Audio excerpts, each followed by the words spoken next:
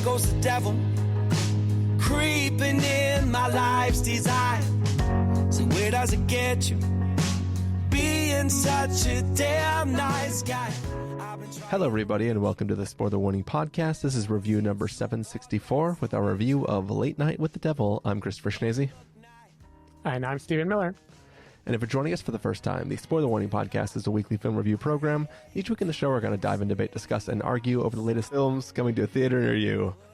This week, we already had a review of, what was the first thing that we talked about? Oh, Love Lies Bleeding. Mm-hmm. Then, Stephen forced himself to watch the new Roadhouse while he was watching it. Yes. And then I forced Stephen to watch Late Night with the Devil. And now we're convening to talk about it.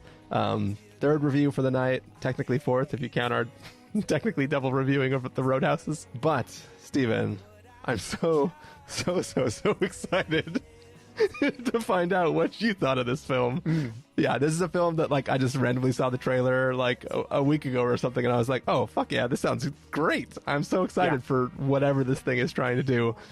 He made me watch it while he watched me watch it on a video call last week.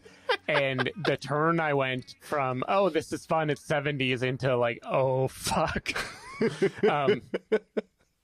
Yeah, I could tell from the trailer that it was going to be a ride, and I was really dreading it, especially because Alamo did not have any screenings at the times I would normally try to see a movie like this. Like, they basically only had late night screenings available, or early morning on days that I wasn't around.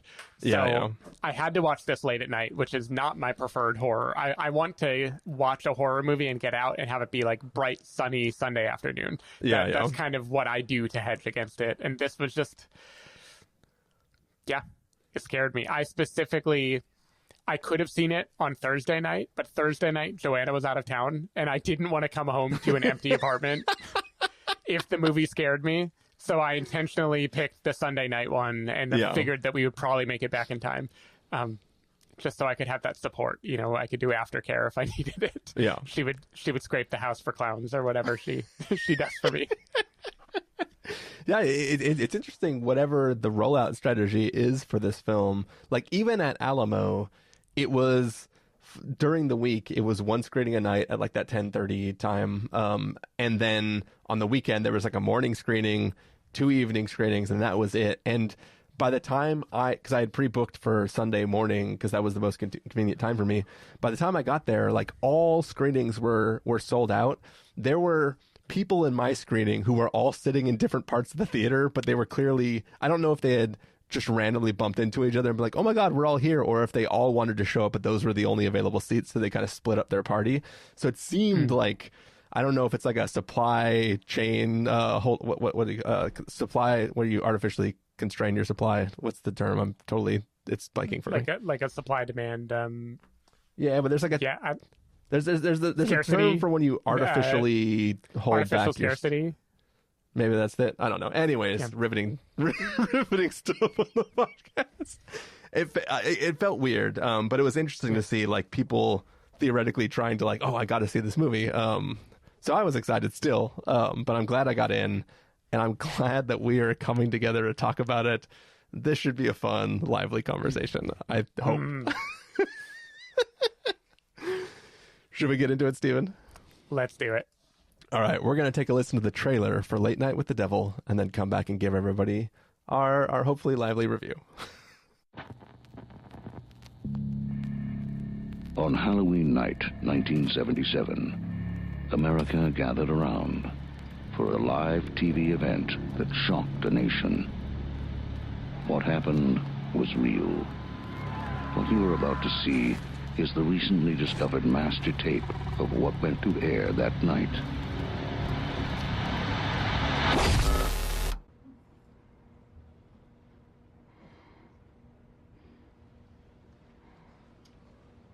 Is Mr. Ladies and gentlemen, now, here's Mr. Mitch Jack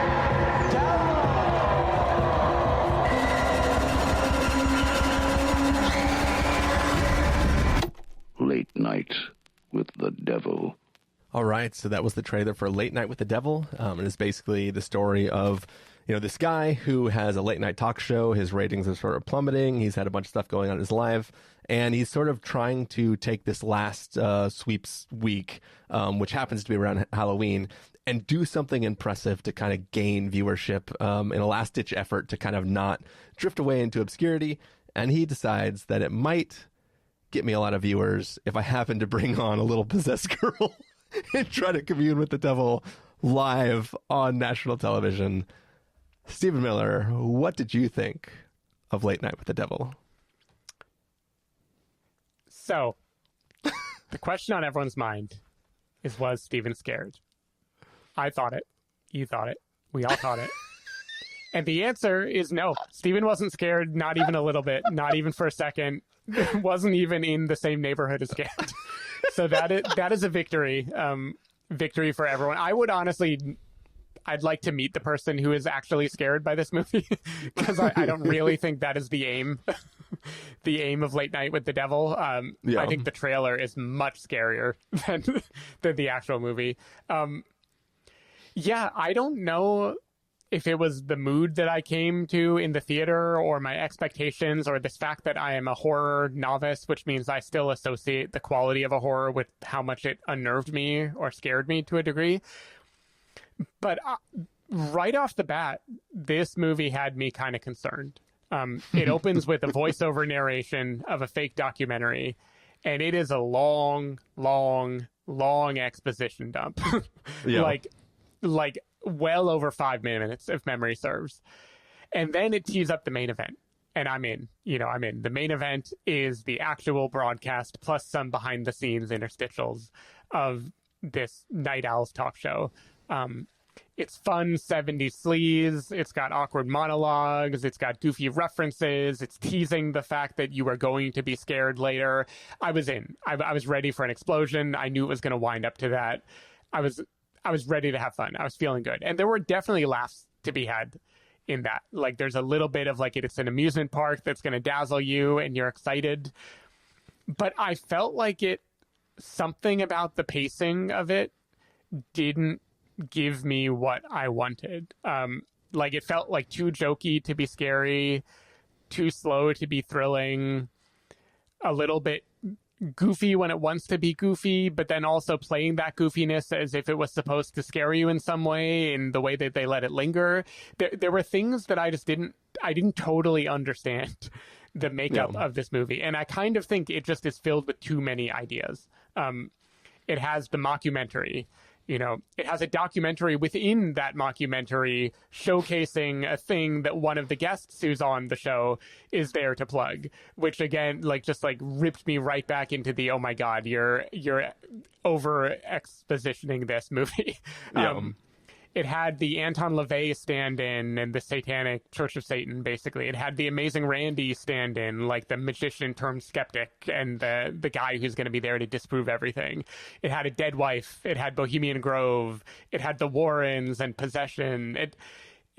It was all of these things in this giant soup of ideas, and I felt like it had 3 more ideas that it should have had. Because the combination... It just made it... I know it is toying the line between parody and horror. I know that this is a meta horror movie, and it is having fun with the idea of horror and the Vincent Price type of spookiness that you would feel in the 70s. I get all that. But something about the tone, I was just man, you are so good at this 70s aesthetic. Bravo. I love that about the movie. I'm having fun watching this talk show. I'm totally into it. As a horror movie, as the trailer was promising me, I kind of felt like it just started and then kind of intentionally deflated itself and started and deflated itself again over and over again in a way where the rhythm confused me. And then for me, and this is what I'm very curious about you, because I hope you mostly had a lot of fun with this movie. I'm really hoping that. But to me, the ending completely falls apart. It ruins its own conceits, its own yes, I can write a version of what that documentary we were watching is now after watching the ending of some psychological hell or whatever. But it breaks the format that it has set up. It goes for it, ups the ante in a way that it works for me if I'm feeling like I'm vibing with a crazy comedy, and it works for me if it is scaring me and it's intense and I'm invested in a character.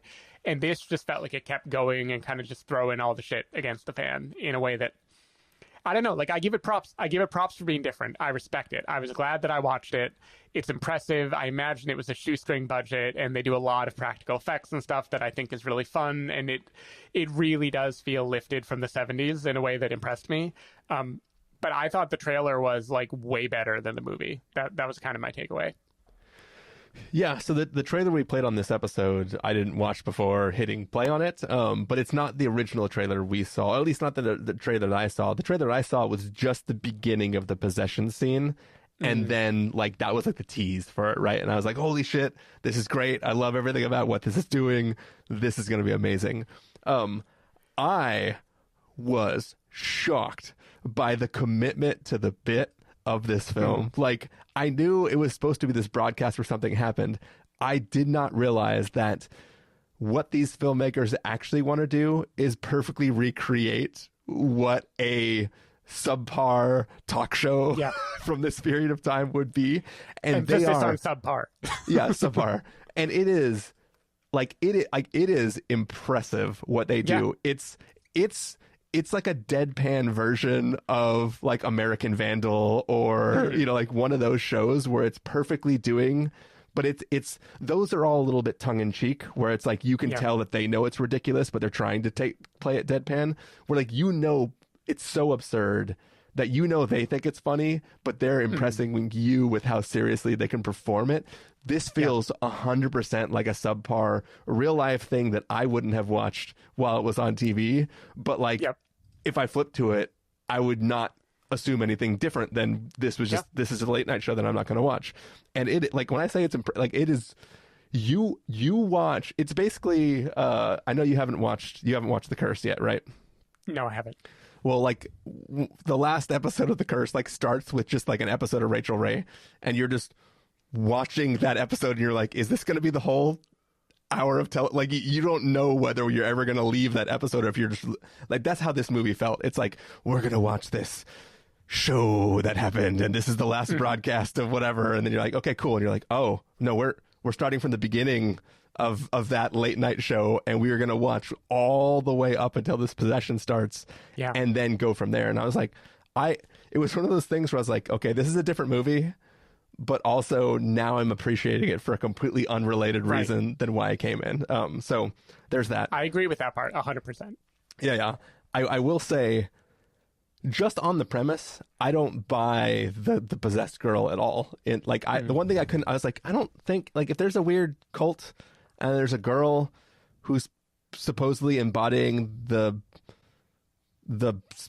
demonic thing, like, you don't just go back in normal society and like, oh yeah, I'm the girl with the demon in me. like I didn't, that never worked for me. Like, if they just brought a girl who was possessed out on stage and tried to do an exorcism or something, it would make sense, right? But like, the fact that it's just like a girl who is self-aware, knows she can commune with the demon when she wants to, basically. Yeah, like I was like, that seems weird. I don't, like, now I'm like, nothing made me do a leap while watching this movie, but that bothered me for some reason. But that's fine. There is a thing that at first, we might have to do like a tiny mini spoiler. But there is a thing where it almost ripped me out of the movie. I was like, this doesn't make any sense. You're breaking the reality of the show you're trying to make me watch. And then I'm like, oh my God, this was fucking brilliant. Does this have to do with The Skeptic? It has to do with The Skeptic. Yeah. I was like, this is fucking genius. Like, I love. That was the part of the amusement park I enjoyed. I admit that had me pretty well. Yeah. Like, when that happened, I was, because I was kind of annoyed. And then I was like, oh, that's fucking smart. Like, I wanted to just stand up and just. And then, if you're like me, you immediately think about what has to happen next by the logic of how they prove or disprove that. And then I'm like, oh, here we go. And it definitely is a movie that can predict what you're thinking. Yeah. And then this movie, just all hell breaks loose in this film. And I was like, it's a little weird now, but I'm going to go with it. I actually like the final shot of this film. Like it feels it all works. But the problem is, after seemingly breaking the reality of the film I'm trying to watch and then proving to me that they didn't break it and it was actually really, really smart, then they really actually break it. And that kind of took me out. They even try to do a format change for half a second just to let you know they know that you know that they're breaking it. But then they go back into the square, like television set style. Yeah. And that kind of took me out in a way. But like the actual final resolve of it, basically this film becomes a Twilight Zone episode, which is a different type of story. And it's like, by then I was recalibrated. I was like, okay, so you're doing Twilight Zone. I'm on board with it now. I'm meeting you where you're at. And in the end, I appreciate the overall arc of what it was. If they had a better explanation for the girl's possession, and if they didn't take me out of the movie for that one exposition dump, kind of like as you were saying, I would actually be like, yeah, I actually really like this film.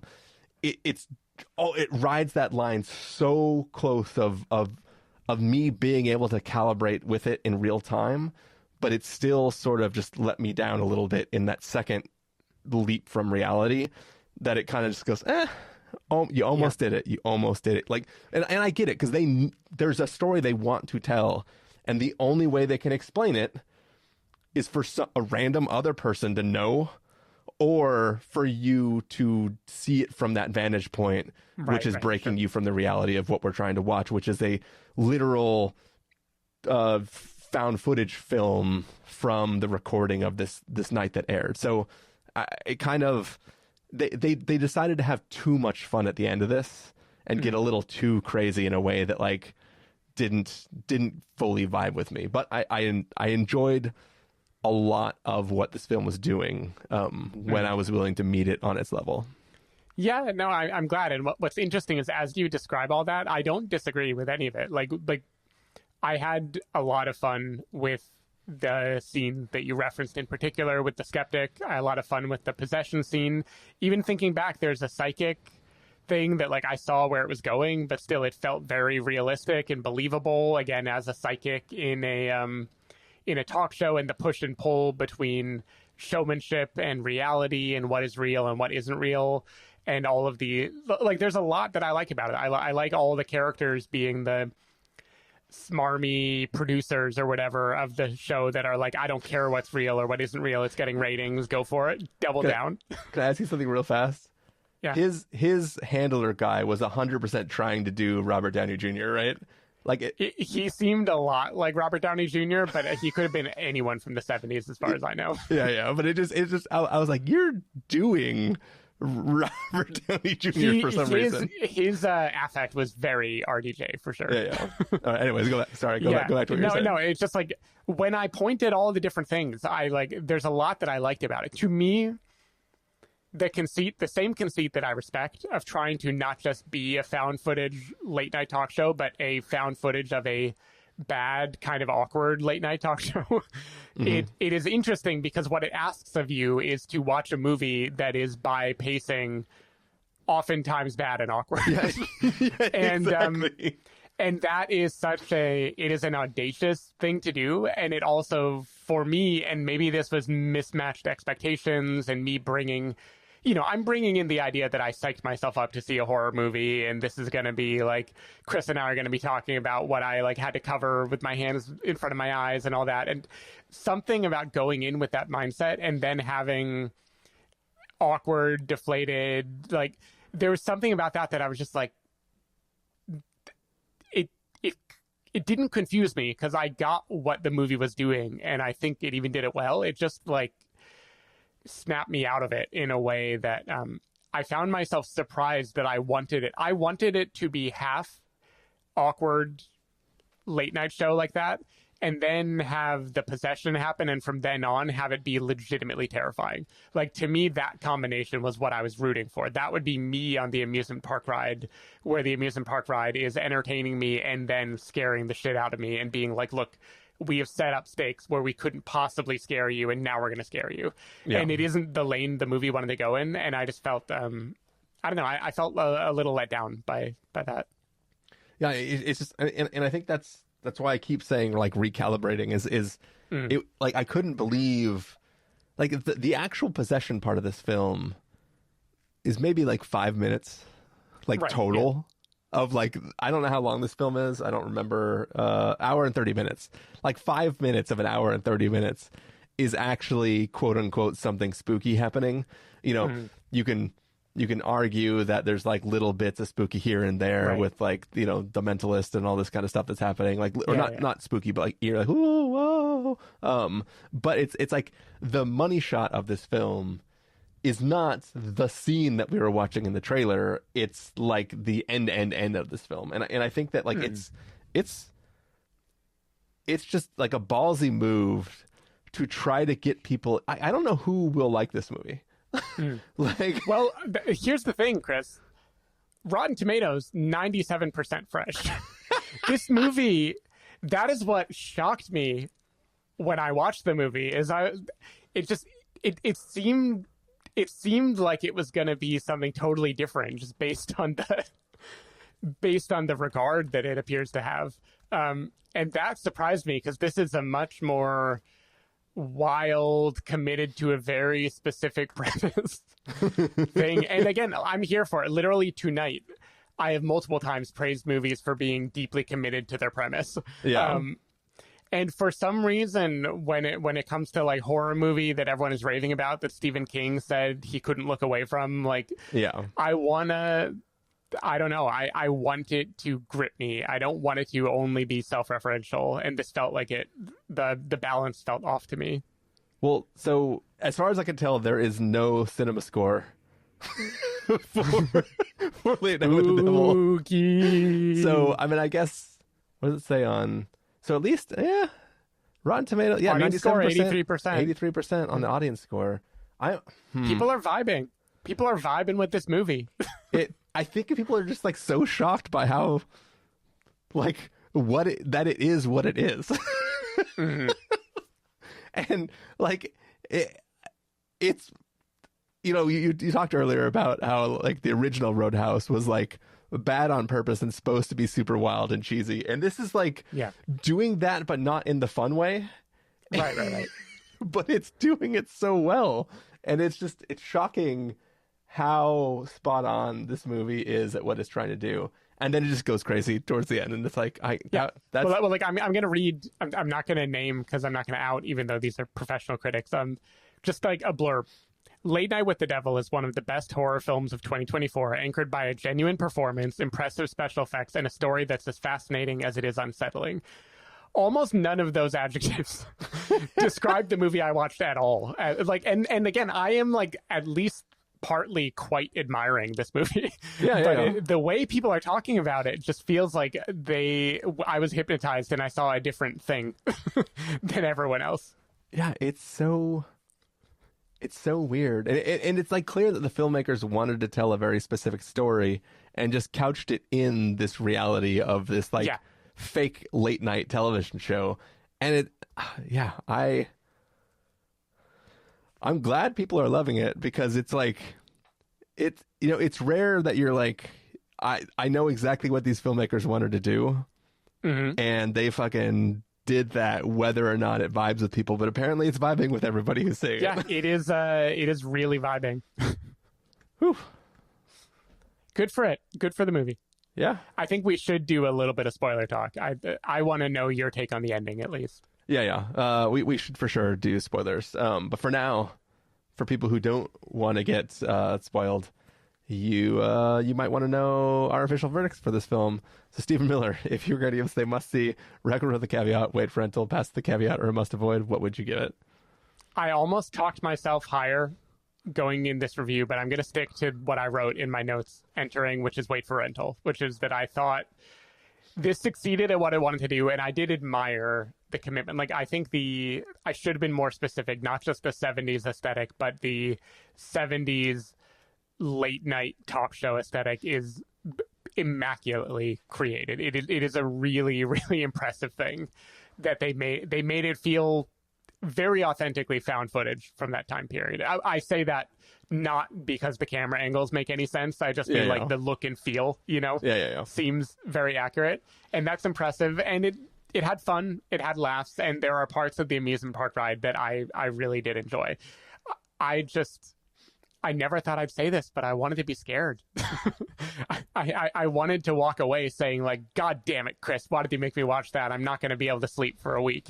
Yeah. And the fact that I didn't get that, I don't know. It was a mismatch of expectations, and I'm shocked at how few people seem to have that mismatch. That really, really surprises me. Yeah. Yeah, like I said, until you pointed out what the Rotten Tomatoes score and the audience score on Rotten Tomatoes was, I was like, I don't think anybody's going to like this. But like the fact that everybody is, I'm like, maybe it's good. Yeah. Like, I think I also have to have it as a wait for rental. I'm in the place where I feel like if I sent somebody to this film, they'd be like, why the fuck did you make me watch that movie? But I'd be like, no, you got to think of like... This sounds like something that actually happened with Jamie. No, she did not go with me to see it, thank God, because she would have hated this movie. Yeah. But yeah, it's a wait for rental, but it's like I kind of think people should check it out. But you can just rent it when it comes out on stuff, because you probably can't get a ticket to this. I don't know where it's all playing, but it is a weird fucking movie, and I kind of love it for what it is. Yeah. That is the non-spoiler part of our review of Late Night with the Devil. It's not quite a late night here, but we have enough time to have a little spoiler segment for the people. But for the people who are not going to stick with us, Stephen, where can they find you throughout the week? People can find me at sdavidmiller on every social network or sdavidmiller.com. People can find me at ChristopherInRealLife.com or Christopher IRL on a number of social platforms. You can find the podcast over at thespoilerwarning.com, where you can get a bunch of the back episodes of the show. If you want to subscribe to the show, you can do so on Overcast, YouTube, Apple Podcasts, or wherever podcasts are found.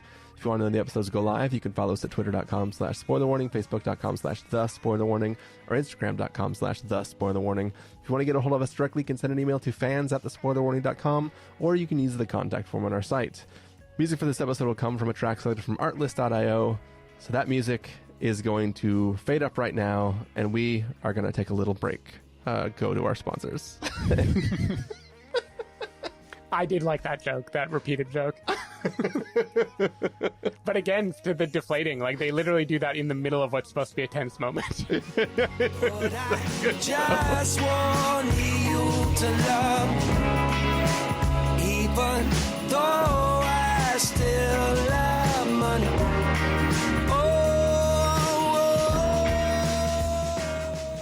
All right, we are back from our little sponsor break there, which, you know, hopefully, if you're in spoilers, you know why we're saying it. If you're not, you were like, they got ads on the show now? I'm out. Yeah. But we're here to talk something about spoilers. What all do you want to hit first, Stephen? I guess I first just want to touch or elaborate on my feeling that this movie had too many ideas, which, again, I can make the case even right now that it is supposed to be a wacky variety show, and the whole point is too many ideas. Like, so whatever. I will acknowledge every criticism I have of this movie. There's probably a like 4-dimensional chess argument for why the criticism is great and is their commitment to the bit. Yeah. But it has so many ideas, and part of it is there's this connective thread of his dead wife, which, me knowing that this was going to be a movie where a possession happens and schlock becomes real horror, immediately I assume this movie is he's somehow involved in the death of his wife, or his wife is going to come back and some haunting is going to take place there. But the path they use to get there is Bohemian Grove. He was a part, or I forget if they use a different word because they rename most people and places in this movie. Yeah. But like, he's a part of that. And so he clearly fell in with shady, culty people and sold his soul for the sake of ratings or something like that. And so she died and it's his fault. And now he is trying to bring a demonically possessed girl on because he knows that she can actually talk to this real demon because he's seen it before. So he does know this is real, but he also seems to kind of not know or be surprised by how things are turning out. And also there's a medium who is brought in, and he is also kind of actually real because he does get that signal and he does die. And then also there's the skeptic. Like, there are so many things piled on in this movie that when I look back and I'm like, what is the story that they wanted to tell? I don't see it. I get the ending. Like, I get the emotional feeling of like he had killed his wife, and then the very, very end is the kind of Twilight Zone ending that you're talking about that we'll get to. Like, I get both of those things, but it just feels like there are, if I am trying to tell you what is the actual story now of what that late night host did, I don't think I can tell you. There are too many moving pieces.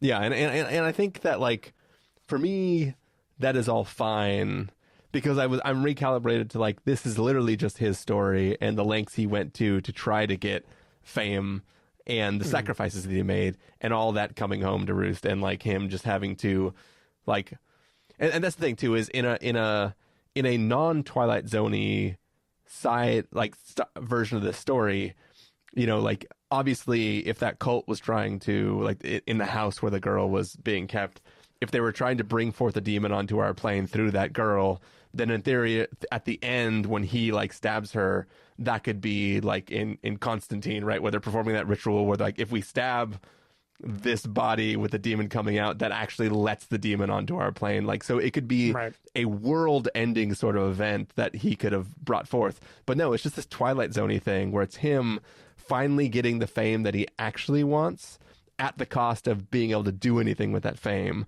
And like that, I was like, oh, yeah, I'm fine with that. You know what I mean? Like, it was kind of like all my excitement moments of this film are after the fact, realizing what it was actually doing and being like, oh, yeah, this is cool. So is your Twilight Zone view of the ending, because I'll tell you the only way I can make it work is, okay, this is all a documentary. And already the documentary, I'm sorry, like, I don't want to shit on the opening too much, but like both times it goes into voiceover documentary territory, it felt very ham-fisted and kind of stupid to me. But this starts as a documentary. It is showing his experience, including behind the scenes. And so because it's found footage, we're supposed to assume like somebody cobbled this together and we're watching a thing someone cobbled together. And then that moment happens when all hell is breaking loose.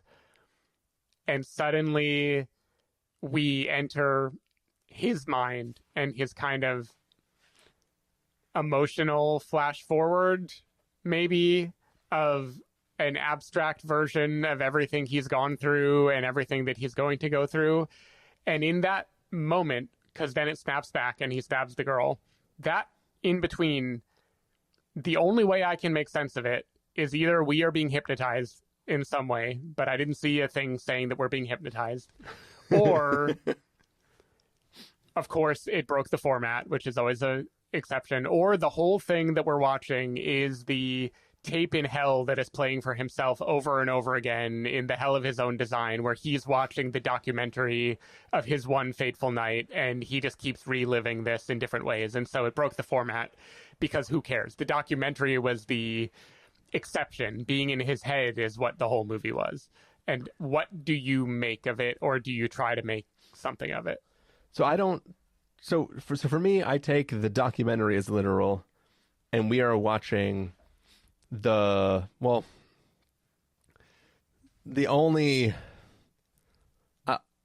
generally I take it literally. There is a weird thing where after all the shit goes down, you see the shit in the fuzz in between the end of the tape, as though you are now exposed to, like, the demon itself as well. So, but to me, at that point, they're just playing with us, like the filmmakers, right? Where to me, I think before the end of the tape, the last shot of him on stage realizing that he's just stabbed this girl, to me, that is the end of the reality that we were watching. And then everything else is just them having fun. So, for me, they've already broken the reality for us to go inside of his head so we can experience the end of the story as his view. We get one last shot as the audience, and then we just get the send-off from the filmmaker. So, to me, I think they are doing too much stuff right at the end, because there's like 3 layers to me. There's the reality, there's his reality, and then there's the filmmaker's reality of them making the film that they know we just finished watching. Yeah. So because that's the thing is like then they still end it again as if they were ending a found footage movie. Like they have the little like the date or whatever pop up, and I know it's just the filmmakers having fun, but there's a everything else feels like they paid so much attention to detail to recreate something. Like I wanted there to be a reality of why all of these fit together. And because the perspective jump to me is very weird when you've spent the whole time painstakingly making it so it is a found footage drama. It's like when mockumentaries suddenly forget that they're mockumentaries and just have like random characters alone in rooms talking to each other. And I'm like, wait, no, you're supposed to look at the camera and laugh. Like, what is going on? And this felt like that to me. Yeah, and I think the thing that they're playing with is because this... I mean, this is all stupid shit that I haven't really thought out, but it feels like whatever this demon is like, whatever the demonic version of the patron saint of electricity is. Mm-hmm. Yeah. Like, it clearly has some sort of weird connection to do transmissions. So I think that... Sure. I think they're just tacking on at the end some weird thing where us watching the tape, like I said, like puts us in... It ringed us, basically. Yeah. They're trying to ring us with this thing. But that is sort of like a thing where I'm already done participating by that point. Then it just feels like them messing around. So that doesn't really bother me. But like, obviously that format change of us going into his head, there's not really another way they could communicate that because no one in the audience knows any of that crap. The only thing they could really do is if like the monitor on the TV showed us that view. Right. And then... Yeah, because then the demon is showing all of us the truth, just like because the demon as girl is revealing that he, had sex with the woman. You could think of things that would do that for sure. Yes. I guess for me, though, I felt like the Sold Your Soul for Fame story was so obvious from the jump. I didn't really feel like lacking in that or needing to have it explained to me. Yeah, but seeing his personal nature of it, like, because he could sell his soul without it giving his wife cancer, right? Right, yeah. So, and also, like, I thought for sure he was already going to stab the girl with the sacrificial knife. Of course, it was right there. Yeah, it was Chekhov's or sacrificial knife. Or she was going to stab him, like somebody was getting stabbed. Yeah. So it felt like him going into like a weird fugue memory state and then coming out having just stabbed her. It didn't feel like, because technically he saved everybody who was left in that room, but I don't think anybody was left, right? Because I think they were all dead. He ended it. He just like Wolverine Jean Grey'd it right at the end. Yep. But then him having to like sit there and just sit in like the thing that he brought forth. He's like, yeah, I achieved like the greatest ratings in television history, but at what cost? Yeah. So, I don't know. There's something about it that I kind of enjoyed. But yeah. I'll give it to you. So you already alluded to the hypnotism scene. I think this is fucking brilliant.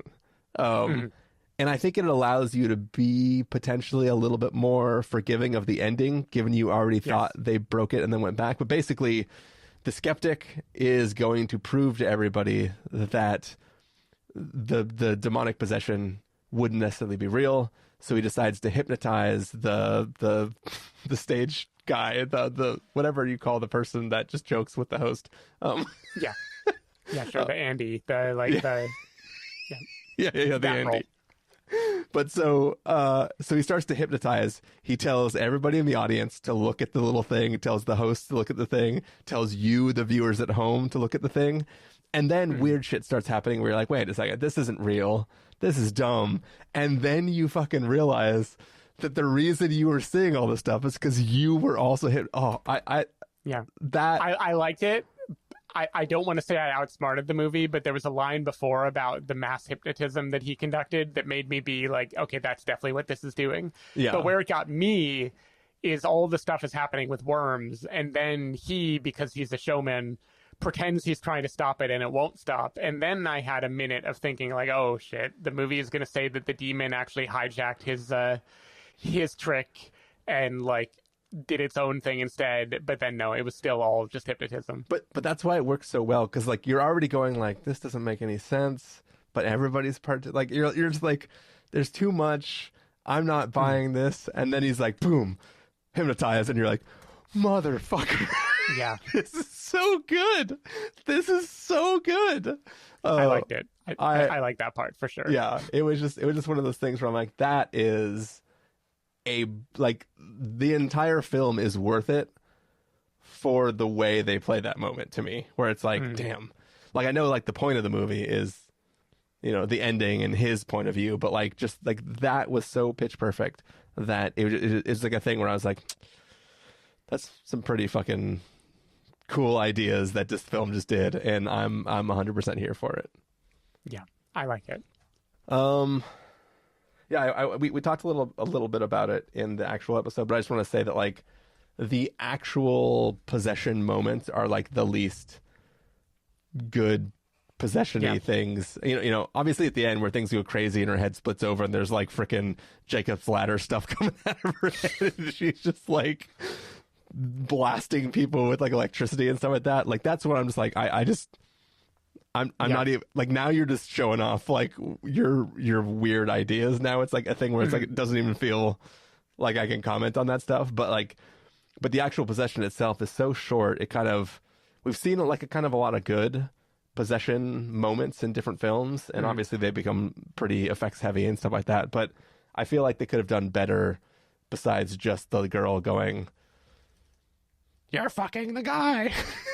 Yeah, no, for sure. I mean, this honestly, it felt like the movie wanted this to be the potentially real or potentially fake possession that an audience that had seen The Exorcist recently would like expect, right? Like she's talking about sex and she's having the big voice, and it all is very like, I will give it again in the meta sense of they are trying to make not only possession but possession as it felt in the 70s. Yeah, it's not trying to compete with a modern possession film. It's trying to compete with that time. It's trying to live on that border of, is this real or is it not real? Which means we're going to borrow from the showmanship and the flair of what exorcism movies back then looked like. Yeah. But which is all, again, brainy in a brainy sense. I like it, but I also felt like, man, you made me wait so long for it. You didn't give me enough. Yeah, I do love too the guy getting on his knees and pulling out the $50,000 check. As though the demon is going to be like, "Yeah, I'll take the check." Can you write it out, Beelzebub? Yeah. Do you remember what the demon's name is? Starts with an A, I think. I don't remember. Oh man. As the I don't know. Yeah, something like that. They're all the same. Yeah. It was kind Sorry, of demons. It was kind of funny though that like the lore of most demonic possession films are all about, you need to get the demon's name and then you can use its name, but she's just like, tell me your name, but not like in the other, tell me your name. Yeah. She just like, say your name so we know what your name is, and I'm like, that's not. I don't know. That's right. You're just a parapsychologist. You're not an exorcist. All right, that's my last thought about this film, Steven. Cool. All right, that'll do it then. That was our spoiler segment for Late Night with the Devil. We had fun. You might have fun if you see it too. And we'll see you in the near future for another review of something else that's coming out soon. Bye. See ya.